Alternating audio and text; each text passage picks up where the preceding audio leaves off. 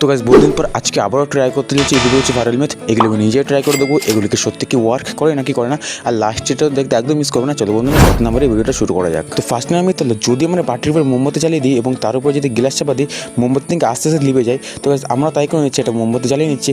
এখন গেস করবো এরপর একটা গ্লাস চাপাতে দেখবো। তো অলরেডি গাছ আমরা একটা গ্লাস চাপাতে নিয়েছি। এখন গেস কিছুক্ষণ অপেক্ষা করে দেবো, মিথ্যা কথা সত্যি। তো গাইস কিছুক্ষণ অপেক্ষা করতে তো ইয়েস গাছ মেথড একদম কনফার্ম সত্যি গাইস মোমবাতি লিভে গেছে। তো সেকেন্ডে আমি তাহলে যদি আমরা বাটিটাকে উল্টো করি এবং এর পিছনে যদি একটা কাগজ চাপা দিই এবং গাছ কী করবো এই কাগজটা হালকা করে ভিজিয়ে নিই এবং এর উপরে যদি 8টা বাটি চাপা দেওয়া হয় তাহলে নাকি নিচের বাটিটা শুদ্ধ নাকি তুলে নেবে। গাছ দেখতে পাচ্ছ আমি তাই করে নিচ্ছি। তো চলো গাছ বাটিটা তুলে দেখা যাক মিনিটটা কথা সত্যি।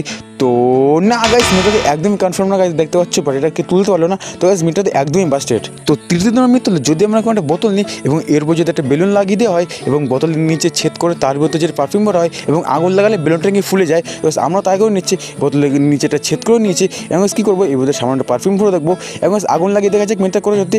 তো না গাইস মিটাতে একদম বাস্টেড। দেখতে পাচ্ছ গাইস বেলুনটাতে কিছু হলো না। তো গাইস মিটাতে একদমই বাস্টেড।